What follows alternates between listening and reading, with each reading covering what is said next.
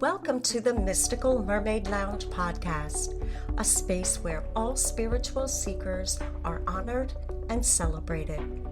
This podcast was born from the journeys of your hosts, who have each faced her own dark night of the soul, but they've emerged with an unshakable belief in divine connection, cosmic inspiration, and her true life's calling. Join us on a journey of personal growth, transformation, and magical self-discovery. Your first co-host is Chloe Brown, a gifted intuitive empath and shadow work life coach.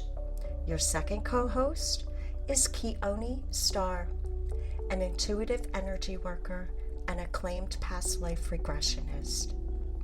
The Mystical Mermaid Lounge podcast starts now.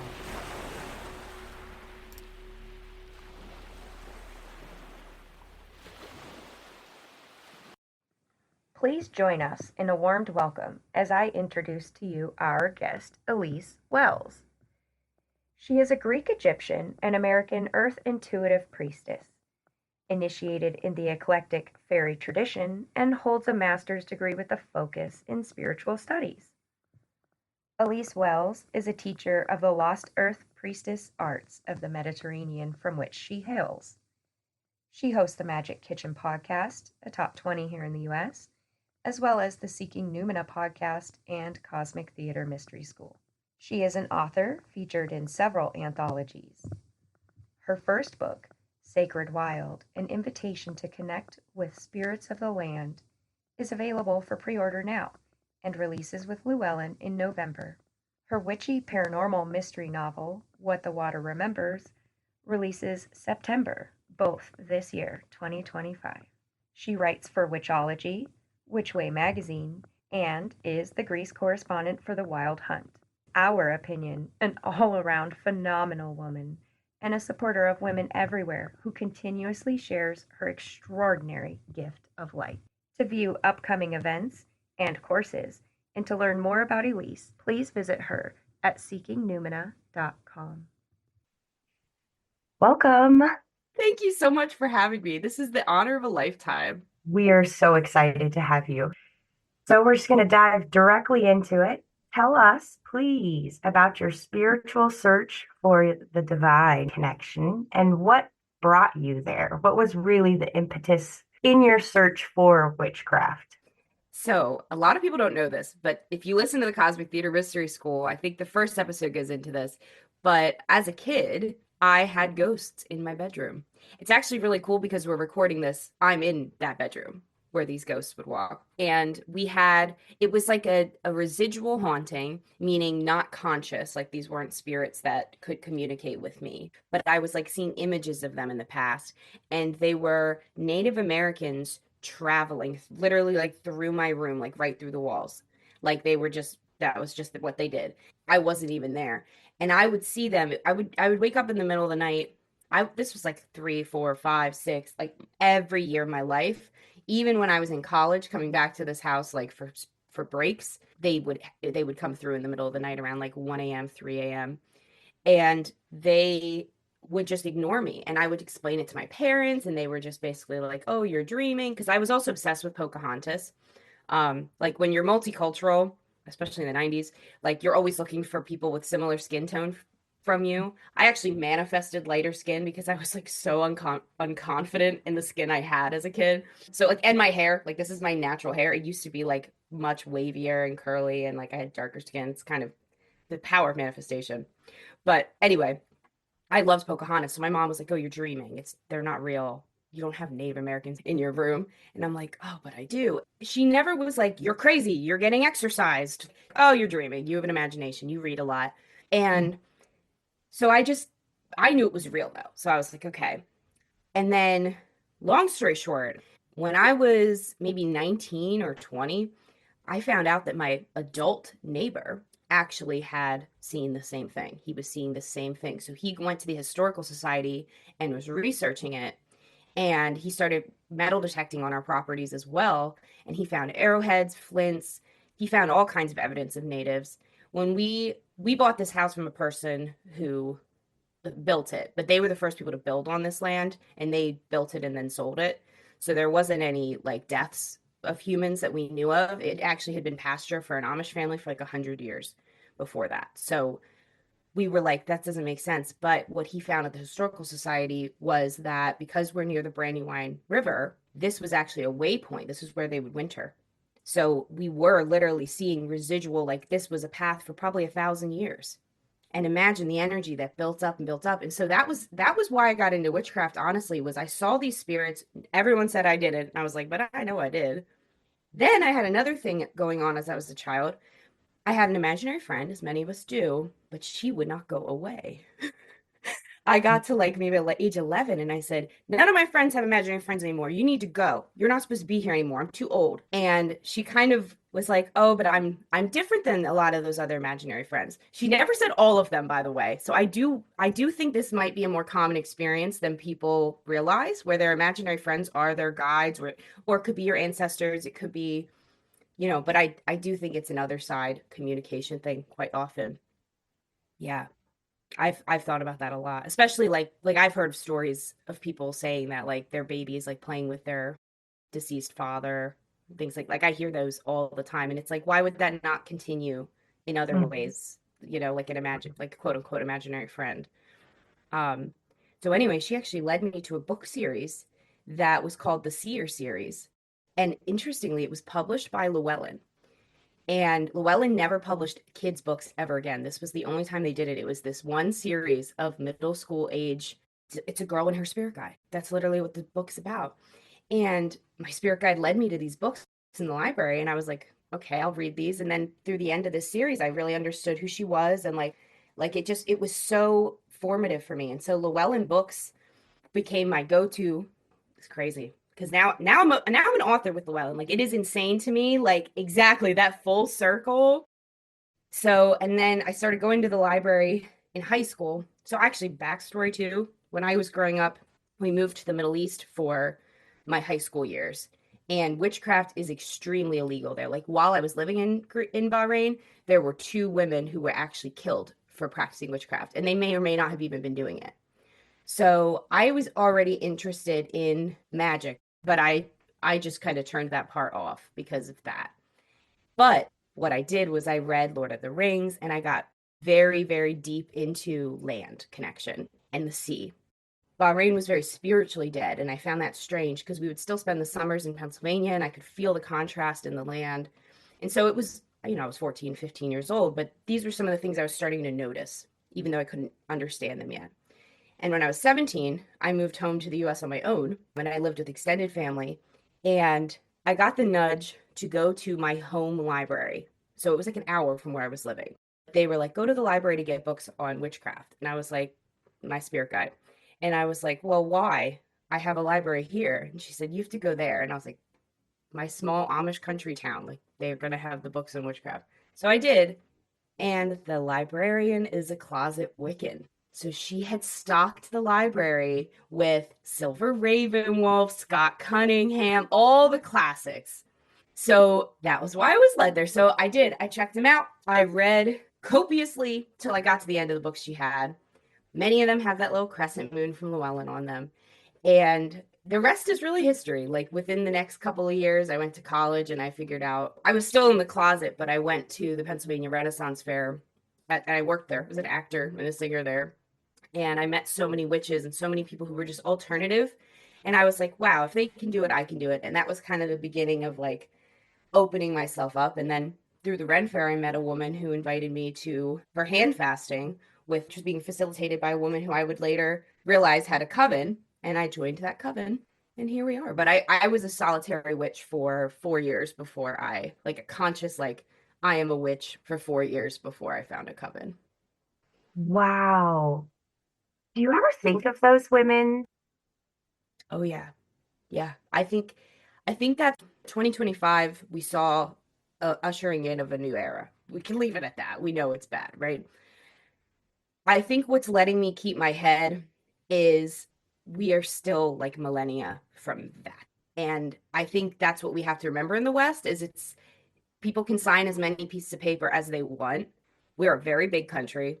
We're a very individualistic country.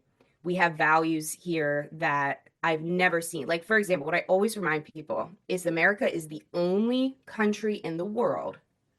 I don't know if Canada would even be included in this, where you can have multiple nationalities. In Greece, they do not see me as Greek. My dad is literally from Greece. I have my passport, my citizenship. Like, I'm a Greek woman. I speak Greek. My dad is literally from Greece. My grandparents live there. I have more Greek family than I have American family, but I'm the American there. I'm never allowed to be both. They can't even, in Europe and the rest of the world, you just can't fathom someone being more than one culture. And in America, no one has ever made me feel less American or less Greek. I've always been able to be both in America. Americans are so open-minded and we see each other as individuals, not broad labels. We don't expect each other to conform to anything. And I think that's what's going to save us. And I think recognizing that, like knowing that there is true, deep conformity culture oppression in other countries that they can try to bring it here, but they truly can't because we aren't that. Like even just the three of us, we don't look so different. Some people might even be like, oh, you're sisters, or oh, you're cousins, right? Is this a family reunion? Like we look sort of similar. We all have those cute little round faces. Like, I don't know. But even us, we don't even have anything in common genetically, probably. Like maybe, you Right. know? But like there's just so many things we don't have. Like I always tell people too, like in Greece, for example, in Greece witchcraft is also illegal. And I moved there willingly because I knew the law system is not one that they would ever really persecute it. It's just a way to keep us from being organized and from reviving our own ancient path. Mm. And in Greece, the conformity is so intense because think about it. Imagine if every single person around you, their heritage went back to the exact same place yours did. There's no diversity, there's no people of color. The most diversity you might have in a classroom is one divorced parent. One. Because divorce is almost impossible because you also have to go through a legal system that's very broken to get divorced in Greece. So it can take up to 15 years if you have enough money to even push that hard. So in Greece, you just don't see diversity ever. So conformity becomes the default. And I think that will be what keeps us. I don't know if safe's too privileged of a word to use, but Right. we can keep our heads above water in communities here. We really can. Thanks for sharing that. That gives me a ton of hope.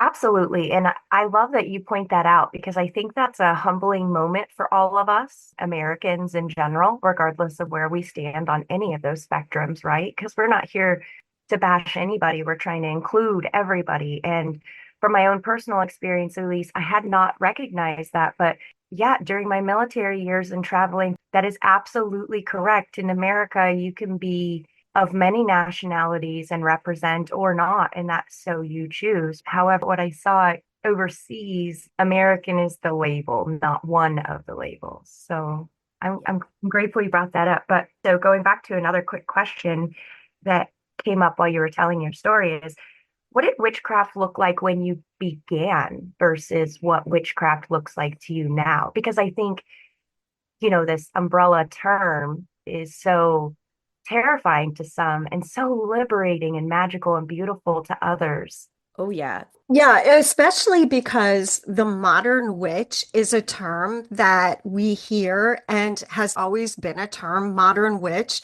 and has that modern witch persona grown or changed over time? At some point, modern witch back in the 90s wouldn't be modern anymore, right? So that would be, yeah, interesting to get your perspective on what exactly has changed and how you feel about it. When I first started my personal practice, I was solitary. I think it's almost like it's so rare to not start that way. So I think most people probably have that in common. And I had way more rules for myself. Like it was very rigid. And I was like so worried. I remember the first time I cast a circle. It was at my aunt's house because like I said, I moved back to the US on my own. I was in her guest bedroom, in my bedroom. And I was so nervous. I was like shaking, like I couldn't hold my hand all the way. I didn't have a wand or anything. So I did. Silver Raven always tells you, you don't need any magical tools. You can use your own hand. So that's what I did. And I'm like shaking like a leaf. I'm like, oh my God, oh my God. And then I was so afraid because I was shaking that the circle would not be a real circle, that none of it would work. So that was my first ritual. Complete bust. Complete bust. Like I was, You cast your first ellipsis. yeah, exactly. Oh, I was thinking cookie cutter. This speaks to everybody's imposter syndrome feeling. Thank you for touching on that. That was one of my questions for you. Oh yeah.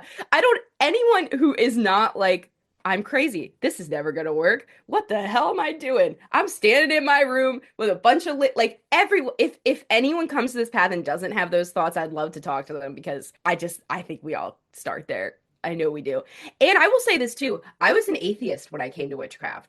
I had seen enough of world religion that I was like, you know what? No way. No way is there a higher power because they would have done something to stop this. Like, I think that is probably a similar line of thought for so many atheists is like, children get leukemia. What kind of a God?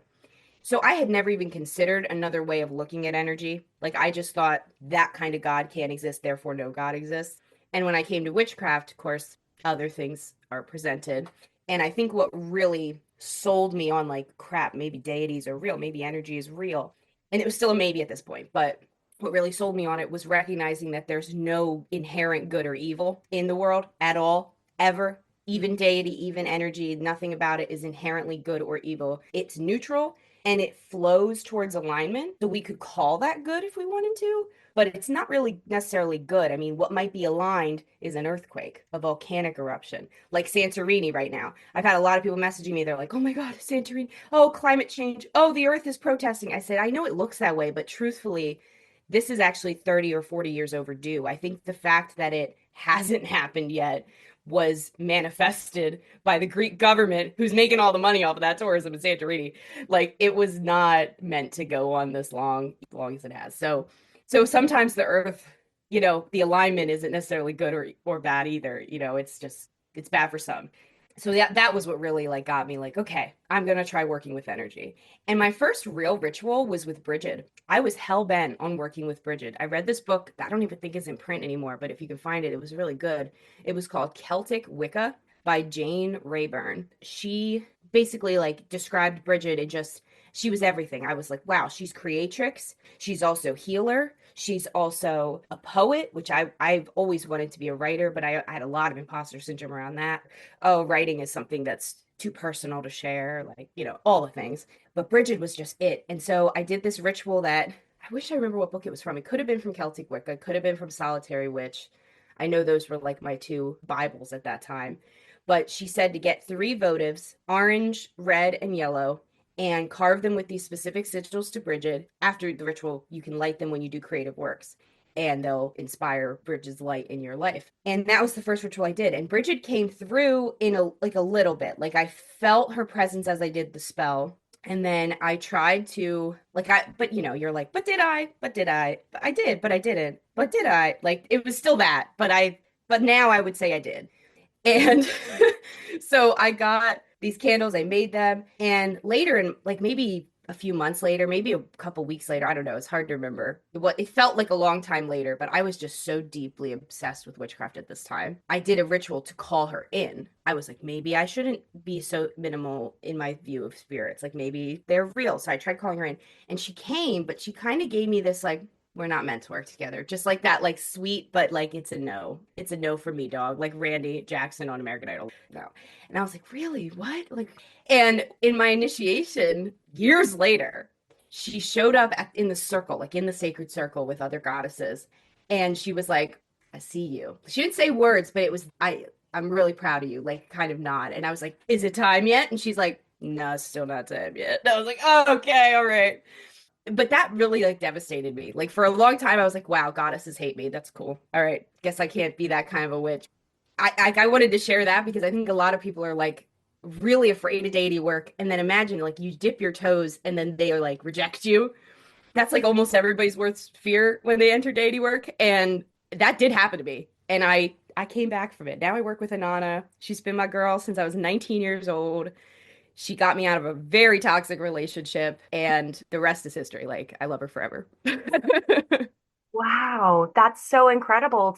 First, everybody can relate to that. That's so powerful. Who likes rejection? Even in real life, that's so hard to cope with. And then you're already dealing with something that's not easily provable, I guess, to everyone around you. So there's already that layer of doubt. So to have that extra layer of rejection, that's powerful. And to bounce back, congratulations, because look at you now.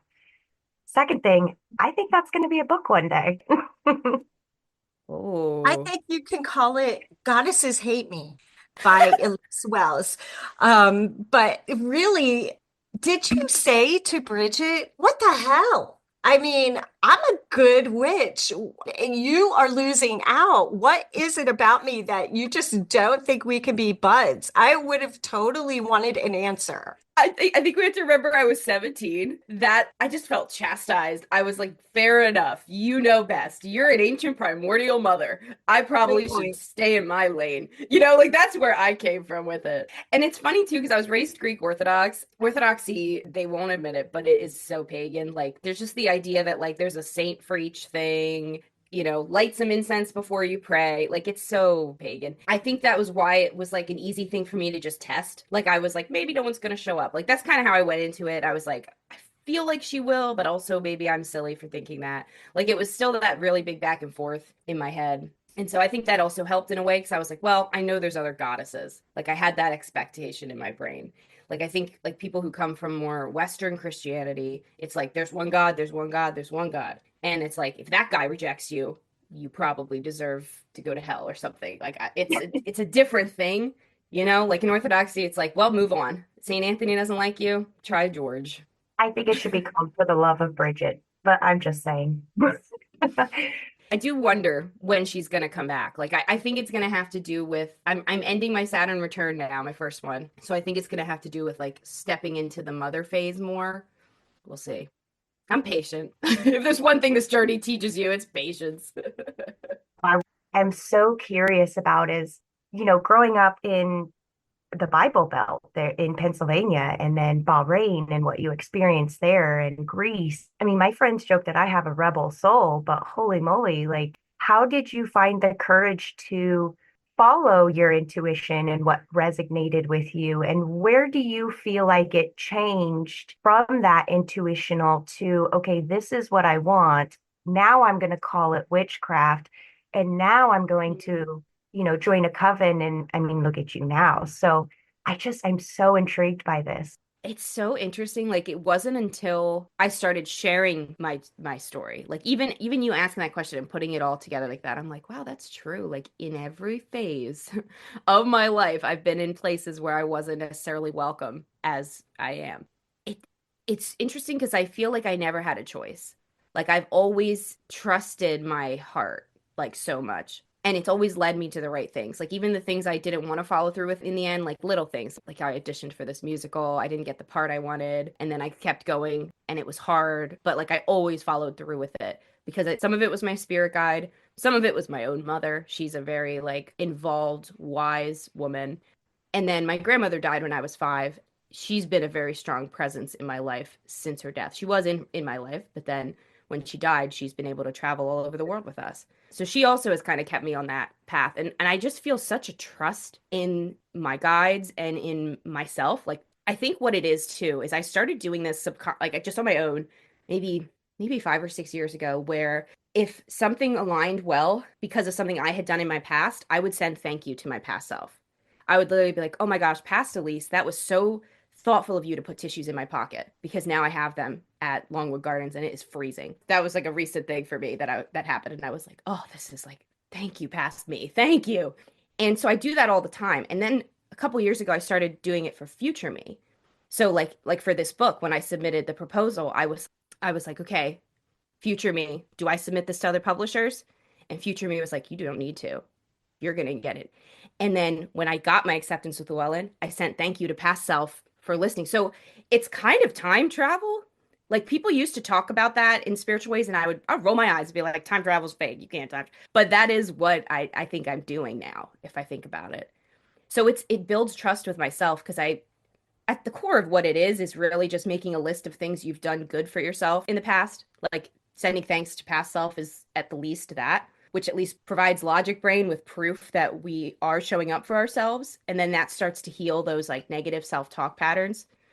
Um, and I also just like, I wish I remembered the impetus behind this, but in middle school, there was like this moment. I remember I was standing in front of my mirror and I looked at myself and I was like, I had this like realization of like you're not who you are on the outside. Like, because I used to think I was so ugly. Like, I'd be like, oh my God, you are so ugly because I had darker skin than everybody at school. I had really wavy, curly, bushy hair. And back then it was like you would lay your hair on a ironing board and iron it to get it that straight. Like these were dark times. The early 2000s weren't great. And I always like just was like, you're ugly. And I had this moment in the mirror where I was like, you have a light inside that is bigger than what you look like, and just don't care about the rest. Just focus on that light inside. And so that's just what I've done. Like I've always liked, looking nice. I like getting my nails done. Like I feel like I still, but it comes from that light. Like the light inside wants me to get my nails done. So, and I gave up, I just stopped negative self-talk that same time. It was almost like a stoicism of like, you're never going to look like those other girls. So just stop thinking about it. Just focus on what you can do that's beautiful. You're gorgeous. And no, I don't think any of us look like the supermodel types, but I also was a teenage girl and know exactly what you felt about the hair, the eyes, the skin color, whatever. For me, it was always height. I'm so short. I've been called a Mine was midget. the opposite. Yeah, I mean, I and was so and tall, I hated it. right, and you were tall, and it's like, what more can nature do to me to make me invisible? People used to make fun of me. Crawl out from under the rock, have a seat. Oh, I'm sorry, you're already there. That type of thing. I am so glad that you saw that light because not a lot of teens have that perspective to be able to witness their own divinity, really, which is what you're speaking to. And what a loss if you hadn't. I wish I could. Maybe this is something I'll grow to be able to do actually, but I really wish I could go back and like interview past me, 13-year-old me, 14-year-old me. Like, how did you get here? Why did you do that? What made you think that? Like, I've had so many clients that had similar, I saw ghosts as a child and then I turned it all off. Like, they put up walls and I didn't. And I wish I knew. I wish I could just sit her down and understand more deeply. Why were you so trusting? Yeah, for me growing up, like I was the beached whale. That was the nickname they gave me. So I can fully understand where you're coming from. And I think because I hated my physical body so much, I internalized a love of everything who couldn't speak English to me. So it was the animals, the trees, and anything nature could provide to me. It's just beautiful hearing you speak to that. And it kind of brings me to my next question. How do you think witchcraft has either impacted or curated your personal growth and belief systems? Because everybody has different beliefs within witchcraft, but I think what everybody speaks to that I see you expressing and recommending pretty regularly, we all speak to what resonates with you and leave the rest, right? To create this social liberties. So I'm curious how that defined and curated for you. Well, the first thing that, like I said, that got me was balance. There's no good or evil. Every single thing on this world is neutral, and there's just balance that we should seek, and that nature once tends into its own balance and alignment.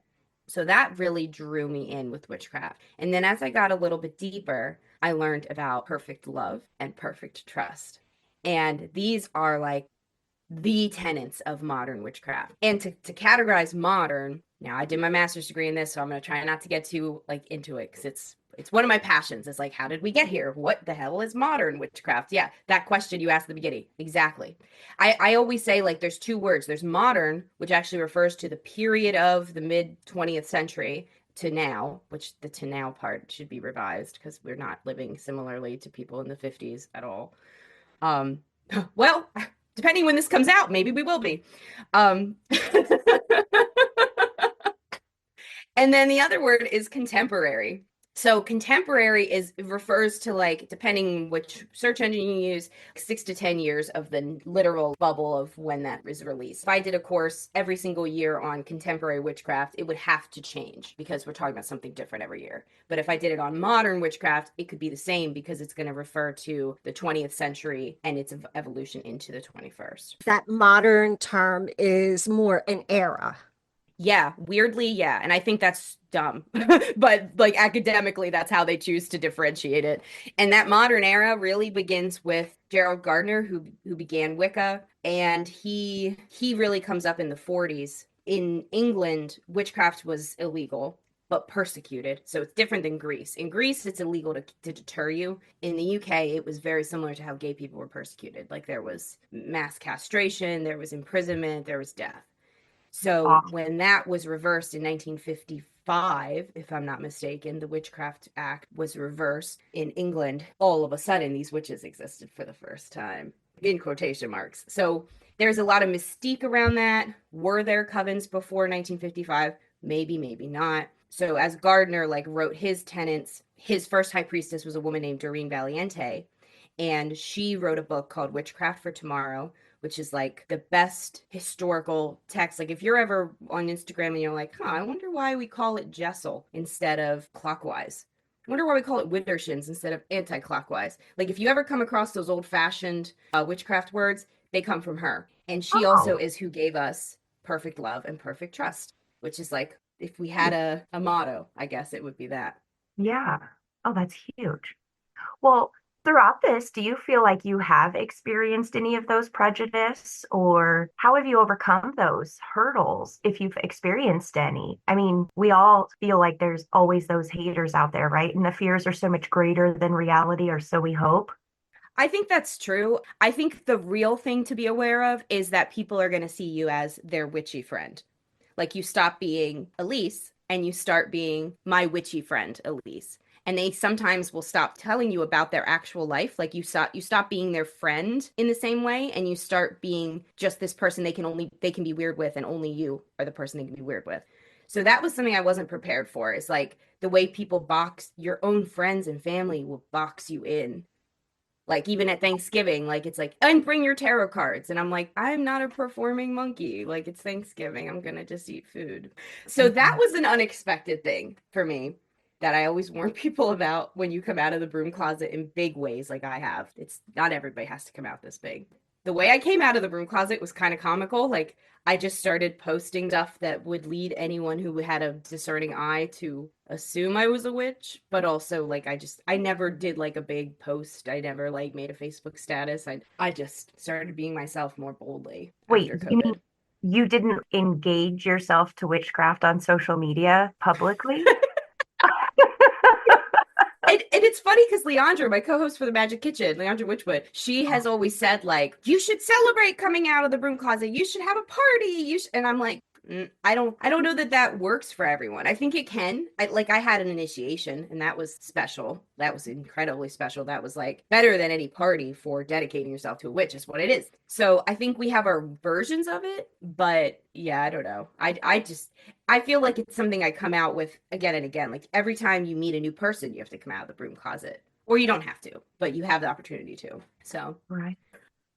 I want to ask a quick question on perfect love and perfect trust. So I can see that going in so many ways. Perfect love for yourself, perfect love mhm. for the life that we've all been given, perfect trust in yourself, your own divinity, perfect trust that things are going to unfold as they should. So, when you embrace those concepts, were those the types of things you were thinking through, or am I missing something? All those things. And it's still unfolding. Like I find new ways to perfectly trust all the time. And I will say too, perfect to me doesn't mean without flaw. It means whole unto itself. So me, I'm perfect. Okay, I'm not perfect. Like but I'm whole unto myself. And so are both of you. I love that you're pointing that out. That is something so important to remember and so beautiful, right? It really Yeah, is. especially the explaining that perfection doesn't mean not flawed, because we all are, in your terms, perfectly imperfect, Hmm. because we're meant Exactly. to learn, to evolve, yeah, In to grow. detail. If we were truly perfect, we'd all be light beings on the other side right now. We wouldn't be wasting time in these bodies. We got stuff to learn.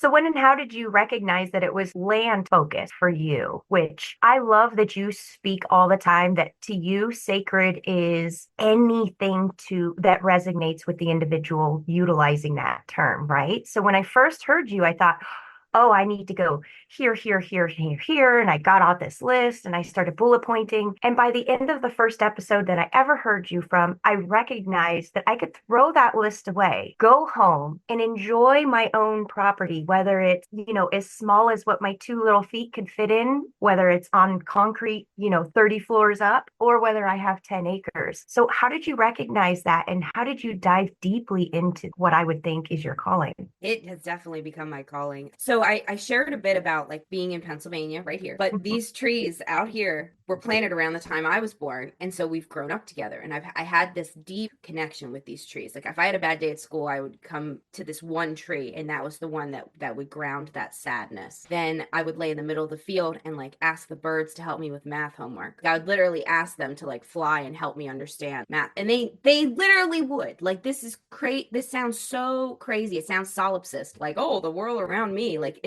it was just as a kid, it just was intuitive. Like, oh my gosh, this math is killing me. I wonder if the crows know. And I would just go outside and they would know and they would help me. And it would be like that again and again. And I would ask for signs. And so land meant a lot to me. When we had to move to the Middle East, I was like devastated. Like I was one of the very few kids, I think. I was 13. Like you would think there would be great, I hate this place anyway. Like I never felt that way. Like if you read my journals from when I was 10, 9, I write about how much I love being here, like how much I love Pennsylvania, how much I love the land, how much I love oak trees, how much I love walnut trees. I was so in love with land as a kid. I even made my own wand. I have like my childhood wand that I made myself. It just was like so intuitive. And then when we moved to Bahrain, it was like a spiritually dead place. It was like a polar opposite climate. We're talking 100 degrees every day all the time, full humidity. So humid, you step out your door and your sunglasses or your regular glasses are fogged all the way up, dripping in a couple of steps. It was disgusting. On top of that, where we lived in Bahrain was literally land that had been dredged up. Ancient coral reefs were destroyed and dredged up to reclaim land, as they call it. They call it reclaiming land, which is so hubris tinted. It's disgusting. And so when I say it was spiritually dead, I mean, it literally was just spiritually dead. Like they had murdered anything deep in this place, except if you went to the very south of the island, there was the Tree of Life, which is a 5,000-year-old tree. It goes back to the days of Mesopotamia, when Bahrain may or may not have even existed. They actually think this is the tree of the Garden of Eden. They think this is the wisdom tree that Eve ate an apple from, which may or may not have even happened as such. Fun fact, Inanna has her own myth predating the Bible by 3,000 years, where she grows the world tree. Fun fact. And so that is also very likely Bahrain. I was living in this, north of the island, gross, reclaimed land, oppressed, by the way, Islamic country. So as a woman, I had zero rights. I felt that acutely. I had to start dressing differently. Like you just wear very baggy, bulky clothes to look as ugly as you can. Like it was anti-glamour magic, basically, to call it something like that in hindsight. So that was my main world. And then one day we go to this tree and it was like, it's alive. And it was such a contrast. And I was like, okay, I need to be around trees. Like I knew right away that trees were my center. Like they meant something important to me. When I started practicing witchcraft intentionally in the US, I had to do my rituals indoors most of the time. And every so often I'd get to go outdoors and I would recognize the difference. And I started realizing, like, okay, my goal should be, this was before COVID, but when I graduated college and I was working as a teacher in Baltimore, I was like, okay, I want to buy land because I lived in the city for the first time in my life there as well. And I hated that. And I was constantly being drawn out to the cemetery because it was the only place near us with trees. And I was like, okay, I need to buy land. I need to have a home with land. And then I got the spiritual call to move to Greece. And I was like, okay, I guess that's not happening right now. Literally, it was the land of Greece that showed me what I was doing was something deeper. That was where all these things just suddenly clicked together. What's been my recent humbling journey of exploration on that is I learned that my ancestors were Maenads. They were the actual priestesses of Arcadia that worked with Pan, and then as Pan became Dionysius and moved into Athens, became literally priestesses of the land. Like the Maenads are most well known for going out into the woods and ripping apart wild animals in ecstasy as they eat them raw. And it was crazy because the animals would consent to this. It was like a shamanic connection of it. So it is like, at first I was not into this. I was like, oh, that's not something I want to do. But then I thought about this deeper. The records we have of that are from post-Christian sources, one of them, and the other one is from a comedic play by Euripides, a comedy. So I was like, okay, maybe this was just like a bit of patriarchy making fun of these women who go out into the woods and are free. So it was very interesting. So what I've been saying to people privately, like I haven't shared this publicly yet, so this will be it, is that I've realized Maenad magic, these priestess teachings, tools, techniques that I thought I quote unquote came up with, I've just been being shown them by the land. And I'm going to say it, I know that a lot of these tools are the things that my ancestors were doing and that the land remembered. And so when I go to the literal land where they did these things on, like I've spent a lot of time in Arcadia, I've spent a lot of time in sacred places throughout Greece, and they would show me things. I feel confident saying like these are the things they were doing. And the land was like, oh, you can hear me? Oh, good. Let me show you something.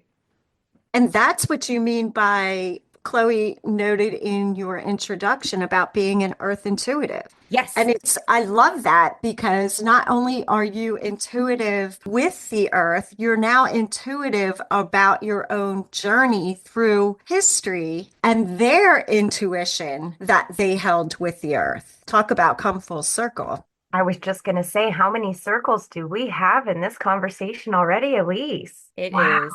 And I think that's why the spiral is like the symbol of the eclectic fairy tradition because that's what it is. I saw this image of a spiral. It was like a normal spiral and then it showed it on its side and it was actually moving upwards like you're spiraling up. And I was like, that is true too. Like we come back to lessons, we come back to things because we're on an upward growth and that closure is part of the becoming. Yes, I have been on my own personal ancestral journey. It's interesting. And I think part of why I'm so deeply intrigued by your witchcraft story is I feel like I'm hearing you say from the beginning, it's always been so very ritual and very much more majestic feeling. I don't know that that's the word, but my path, I should say, has been very intuitive and feels very lackluster, but it's showing its way in all these beautiful full circles and just beautiful to hear you express similar things and for everybody who's listening to this when it comes out is that, you're not crazy. This really is happening and just embrace it and lean into it. And, as long as you're not harming yourself or others, always, that's very powerful to hear, I think. It makes me wonder, how does your family relate to this with you and being so openly, beautifully representative of witchcraft? My husband is an atheist, but he is the biggest supporter of what I do. Like he loves what I do. Like he actually edits the Magic Kitchen podcast. So he knows stuff now by proxy. Like he'll literally say something. I forget what I was doing the other day. I think it was for the full moon in Leo just the other day. And he was like, that was what it was. I had a jar of water by the door, and he said, "Is this a ritual? Can I move it? I'm gonna vacuum." And I was like, "It's an offering for the moon. It's okay. Like you can move it." He said, "Okay." Like that's just a normal conversation in our house. It's constant like that. Like he'll find like a dead leaf that's just from my boot, and he's like, "Is this sacred? Can I put it back outside?" Which the other thing is, he won't throw away nature material. Like he knows that it might be something. So he's like, I'll just put it outside. I'm like, all right. So I love that, Elise. My husband thinks I have rules. Oh no, he needs to see your house. yeah. Dying. Same with mine. He'll be like, "Oh, I got it easy. I'll stop complaining." Oh, that's funny. I remember one time I was bringing the libation for a ritual for my coven, and I baked these little crescent moon cookies, and he ate one, and I was like, "Oh, these are for my coven," and he's like, "Is it a ritual? Should I spit it out?" I was like, "No, no, no, it's just like for the ritual, like to just you can't have more," and he was like, "Okay," like he was ready to just like give it back. awesome. I did make cookies for my horse one time, and my husband ate it, and I could tell he was trying to be diplomatic with the face that he made. Finally, I said, dude, there's nothing in there that you would enjoy. He said, yeah, I didn't want to tell you, but this tastes like horse food. And then I will say too, my brothers are just great. They're just so supportive. I don't actually, honestly, we never talk about their religious affiliation. I think my youngest one is more Orthodox, but in his heart, like he would never go to church because again, it's like so entrenched in oppression to go to church, you know. But like I think in his heart he does. Like my dad's like that too. He doesn't go to church, but he has a little. Well, he has an altar to the family because we have this ikonostasi in Greek Orthodoxy, which means the sacred corner, and you literally just put pictures of your family. It's like an ancestor altar. So he has that. So because he has a private spiritual practice, I think he can relate that I do. You know what I mean? I think he gets it a little bit. And my mom just was like, "Oh, you're so weird." Okay, oh, like not like judgy, just like, "Well, as my life has gotten so much better through the work I do, and she's joined a couple of my lives. I got to do a reading for her one day. So she, I think, is starting to really respect what I do, which feels good. Before that, it was like, "Oh, you and your crazy things." But like now, ooh, you're doing stuff. Oh, and that's what I was gonna say. So everyone in my family shared that my book was a pre-order. Like she pre-ordered it. Everyone I know, even my I have one family member who she won't say she voted for Trump, but I think she did. But even she pre-ordered my book and shared it on her Facebook and got her friends buying my book, and I was like, oh, because I wouldn't say she's a closed-minded person. She's traveled a lot. She's just driven by fear, like I think a lot of voters on the other side were. Such a tough election, you know what I mean? To have to, yeah, Yeah. really, really tough. And so I was like, wow, even she's showing up for this. I do feel really blessed in that. And I do think if you walk your truth, people are gonna respect that. Honestly. Even if your truth is so out there for them to understand, they'll still respect you. And I think that's a big thing to release. Don't expect people to get you. Like I know my parents don't understand what I'm doing. I know I can't even explain it if they asked. Sometimes I feel like my mom's getting little bits of it, but actually, no, I'm going to give her credit for that too. She's good at recognizing signs if they're from specific family members. Like my great grandfather, her grandfather, was a major father figure for her. He used to love cardinals and hummingbirds. And when he passed, he comes to her as a cardinal. And she's even like, she lives in Greece where there are no cardinals. They literally don't exist there, but she'll see a cardinal on someone's shirt or their hat. She's very good at that. She's very grounded in her ancestors, but as far as more cerebral conversation, it's not going to happen. So so it makes me happy when she does see what I do, and she respects it. Like that's all I need. I don't need her to understand. Yeah. That's beautiful. So when you do bring your tarot cards, they want to participate to Thanksgiving. Well, that was a different set of family. That was younger people. My mom, I was just thinking about that. I don't think I've ever read for her. I did an Oracle one card reading, but I've never done like let's look at you kind of a reading. I do think there's just a little hesitancy in her about it, which means she does believe it in a sense. Oh, I will share this though. So my grandfather does not speak English. He's actually not my biological grandfather. He's my grandmother's current husband. So unfortunately, my biological grandfather died when my dad was 14. So my dad actually raised his family, lots of father line stuff going on there. My grandmother remarried this really wonderful man in the 90s. So he's kind of been my grandfather all my life, but he only speaks Arabic. I do not speak Arabic. He's Egyptian. And so our connection is very comical because he'll be like, hold up food at the kitchen table, and I'll be like, thumbs up. Like that's how we connect. And I know like thank you in Arabic. He knows good morning in English. Like it's so cute. We have a good relationship. When he found out I read tarot, he came over and he handed me €5 and was like with his head bowed, which is like a really like formal, like old-fashioned Egyptian like respect thing. And he's like, I would love a reading. And my dad translated it for me and I was with my tarot cards and I did a reading for him and he was very somber, very respect. It was almost like I was a priest. It was a very different connection because he's Coptic Orthodox, which for those who don't know, Greek Orthodoxy evolved from Coptic Orthodoxy, which was the original Christianity. Like the Coptic language is the closest living dialect to ancient Egyptian. And the only Egyptians left in Greece who are Egyptian, who aren't Arabs, who aren't colonizers, are the Copts. And that's why my family moved to Greece 300, 400 years ago fully. Like we had Greeks there already, but we had the Greek Egyptian diaspora is because of this Christian connection. My ancestors are actual ancient Egyptians who are subjugated by Arabs. So it's like a very interesting political landscape there. So, anyway, in this tarot reading, it was very clear that he needed to visit Egypt for an extended period. And he lives in Greece with my grandmother. And so I had to basically go against what my grandmother would want and tell him the truth. And he booked an 8-week trip to Egypt after our reading, and it was super healing. He actually found out he has varicose veins. His mentality, like he's very old village Egyptian. So like his line of thinking, his logic is like just so different than anything we can relate to. And so he didn't know varicose veins were bad. And when he went home, his brother saw them and he was able to get them taken care of. He was able to do surgery there. And then he also had I forget what it was, some other surgery he needed that he didn't even know about that the doctor found. Guy saved his life with this reading. And his guides, his Christian guides, I don't know who he works with Saint Wise, but some guide of his asked him to ask me for that reading. So my parents witnessed that reading because my dad had to translate for him. And I think that was a big shift for them as well. How could that not be?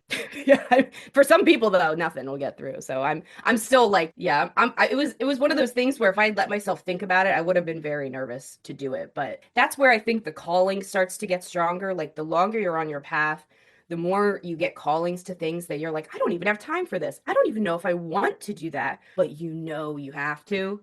Oh, I can relate. I know you both can. That's crazy. And how did that transform you, right? That had to be some sort of validation. You literally saved somebody you love's life. It's funny. I actually never, until I'm telling you this story, I never like thought of it in those terms. Because I think that's what being a channel is, or what being a priestess is it's your of service. And I think that's why it doesn't drain me. Like people are like, "Oh, aren't you drained like reading people's energy for tarot?" Yes. No, because one, there's an energy exchange there. When I used to do tarot for free, just for friends, when I was first learning and stuff, it was more tiring. And you get better, and there becomes an energy exchange. Finally, feel like my prices are, like it just the energy exchange is real now. So that fuels me. But also, like, when you surrender to the path, it stops being about you. And so you stop judging if you're doing it right or wrong. By taking that judgment off of it, you're just that channel. And it's actually like, it feels good. It's like when people say exercise feels good and you first start and you're like, I don't know what the hell they're talking about. This hurts. My lungs are dying. I hate myself. Like eventually that shifts and we're like, oh, this does feel good. Oh my gosh, this twisting and stretching is killing. It's great. It's like that, I think, really working your channel, as they say. Wow, that's beautiful. That actually leads me to my next question that I have for you is, could you speak to what you think are major misconceptions on witchcraft? I think the biggest one is that you have to believe something special. You don't have to believe anything to practice witchcraft. Witchcraft is a tool, it's a practice. So you can show up to it as a Christian and enjoy your witchcraft. You can show up to it as an atheist and get something out of your witchcraft. It's a toolkit, it's a form of ways. Well, I guess you could call it a framework for viewing energy and working with energy, directing energy. And I think what's so powerful about witchcraft that people in other spiritual practices don't think about is witchcraft is the whole thing. Like if you learn witchcraft, you learn how to raise energy, focus it with intention, direct it, and then we also learn, okay, if I'm banishing or releasing, what am I inviting in its place? And a lot of other spiritual practices, like if we're talking Abrahamic religions, it's about external fixing. It's like, hey, you up there, this thing's going on, you got it, good. And then we stop even worrying about it. We stop even trying to fix it ourselves. And it's like, that's not going to work. Witchcraft is always like, it's got to be both. Like you do the ritual to get the intention and to know the universe is working for you, but you have to be working for you too. And then we also close containers. Like I've done ritual with Hellenic polytheists. They don't close containers. They raise ritual and walk away. They don't do a spell working of any variety in the middle.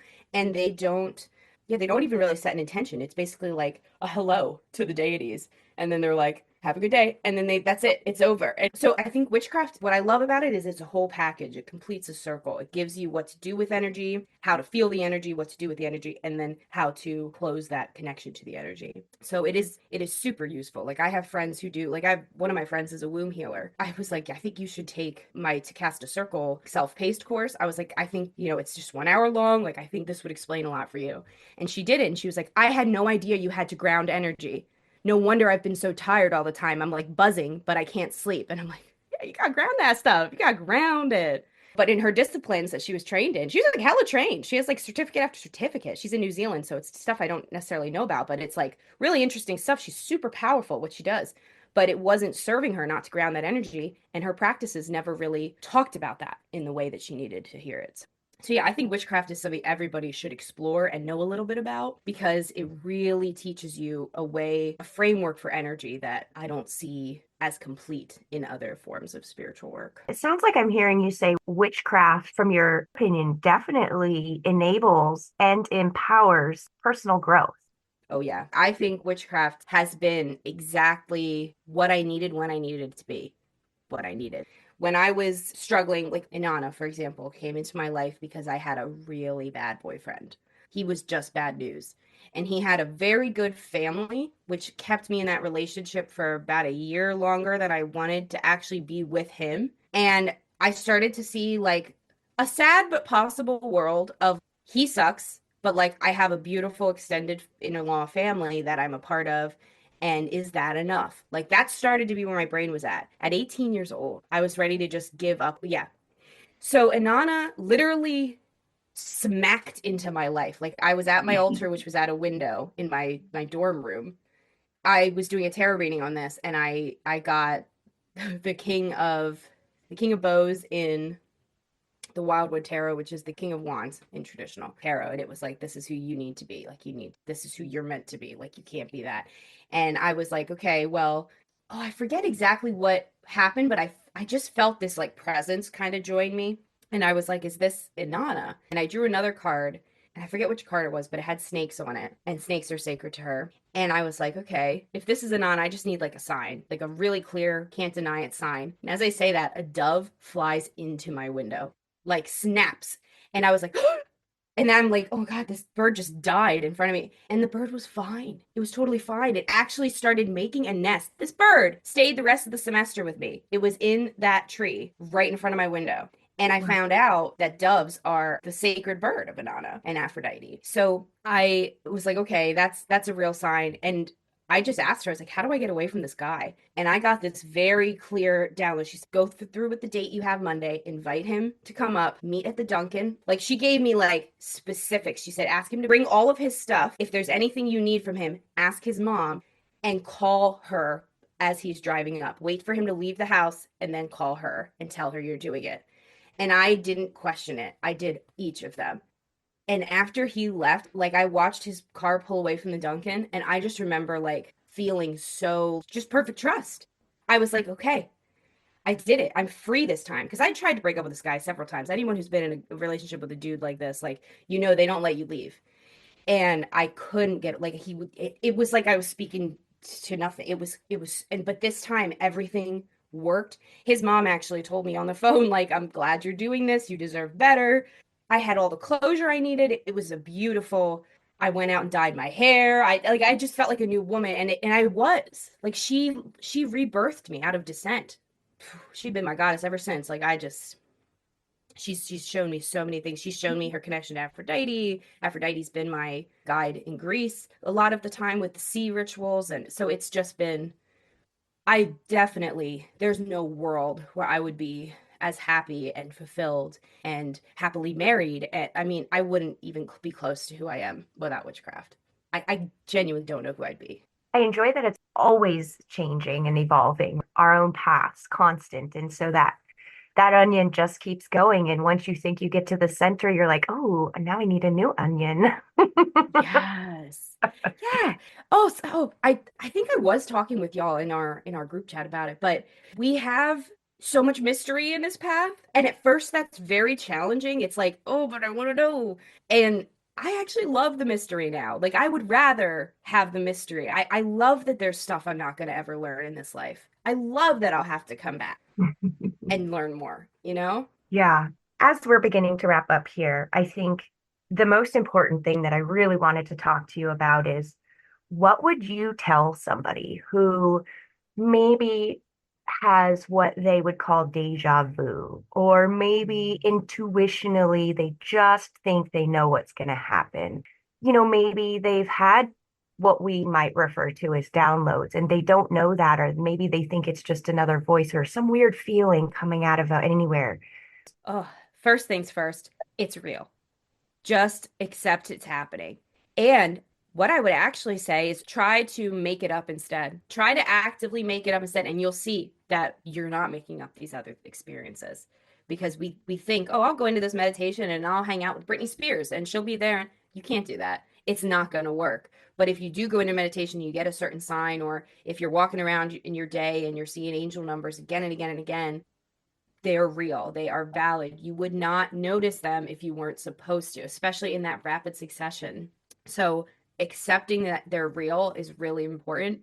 I would say that could be a place where you could have an affirmation, like, or how I, one of the main ways I've gotten where I am is like every morning I have one. Sometimes I don't have something specific and it's I love you, but other times it's this is real, you are on a valid spiritual journey, my path is valid, like something like that, that you can meet your eyes in the mirror and say every morning. It starts to sink in and you start to believe it. It starts to help you reprogram. And I think the other thing is share it with people. Find a community, even if it's with people you don't know you'll ever meet in real life. Find that community where you can share these experiences safely in, because that validation, like, of course, internal validation is prime. Like, we need that too, but external validation from trusted, safe places is also so important. So, and I have a Facebook group, Seekers of the Sacred Wild. Like, we do live readings every Wednesday. That's one space you can join.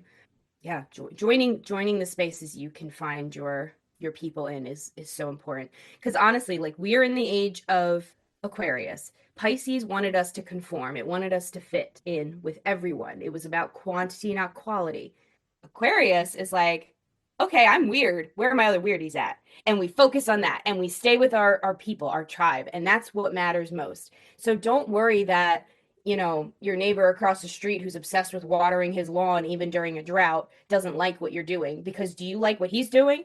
No, you don't need his validation. Like, these are Love it. truth stories, by the way. Like, I see people, or like those people that use Roundup on their weeds, and I'm like, oh, yeah, these are the things that get me. For those who don't know, it's 6 a.m. Pacific Standard Time every Wednesday in her Facebook group. She goes live. That's what she's referencing, Seekers of the Sacred Wild. Oh, it's so early in the morning for you guys. I'm so sorry. Oh, I love it. It's my favorite way to start the day. I love that it's Oh, at 6 good. a.m. I am commuting. I am here for it. I love it. It's my favorite day of the week. Oh, I love that. So actually, I have two final things for you. I want you to tell us about your books and where we can get them, but I hear you might have an affirmation you want to leave us with since we're speaking of affirmations. Oh, yes. So if you're struggling right now to just feel like any of it's real, like if you're struggling to actually be the you inside that wants to come out, I want you to do this affirmation looking in the mirror, meeting your own eyeballs. And if that's hard at first, work your way up to it. But looking at yourself, I am she, or he, or they, who knows myself. I am she, he, they, who trusts myself. I am guided on this path. Because that last line gives you that confidence that even when those first two aren't true, you're guided. You don't need, like, all of the above is going to be true, but in the hard moments, trust that you're guided too. That is beautiful. Perfect. I love it. Now tell us how we can get and I mean, I already pre-ordered your books and I know Chione has as well. Um, Thank you. Tell those who haven't had the luxury yet of pre-ordering how we can get those and where we can find you. So I'm on all the things as at Seeking Numina. Numina means sacred spiritual places, and that's what I do. I love finding them. And I love helping you find them. And chances are they're right in your own backyard. So Seeking Numina is my handle everywhere. It's Numina. And my website is seekingnumina.com. And my book, Sacred Wild, An Invitation to Connect with Spirits of the Land, releases November 8th. It is available for pre-order on Amazon, Barnes & Noble, and I think Amazon and Barnes & Noble are probably the easiest. And the cool thing about pre-ordering is I just found this out yesterday, that the price may go up when it releases, but when you pre-order, you get that price. So it's a better deal to pre-order. So yeah, it's definitely worth pre-ordering in that regard too. You actually save some money. So some people ask me, is it more expensive to pre-order? I was like, no, it's actually the opposite.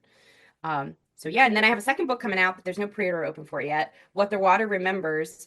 That is a witchy paranormal mystery. And I wrote that because during COVID, I wanted to read it. I wanted to read a book about a witchcraft approach to a haunted house, and I couldn't find one anywhere. And so this book sort of came into being, which is cool. So I'm excited for everyone to read that novel too. Thank you. You're welcome. We are definitely fans. Oh, I appreciate you both. Thank you so much for having me. This was so much fun. Of course, we'll have all of your information in the show notes so that you can take a look at it. I know some of you might be driving and listening, walking, whatever it is. Thank you so much for being here. Tioni, do you want to say anything before she goes?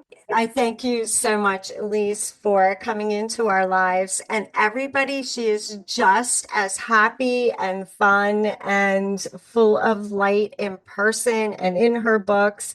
She's no joke. Follow her however you can. And I just thank you and walk with light, my friend. So Thank much you. love for you both. Have a beautiful, beautiful day. Thank you for joining the Mystical Mermaid Lounge podcast. Constructive and positive feedback are always welcome. Drop us some fan mail on mysticalmermaidlounge@buzzsprout.com or email us directly mysticalmermaidlounge@yahoo.com. Finally, if you are as passionate as we are about educating and supporting spiritual seekers who are also on a magical journey of divine self-discovery, then we would greatly appreciate your cup of coffee donation. Please brew some joe and pour us a cup at buymeacoffee.com/Mystical Mermaid Lounge. Catch us again at the next high tide.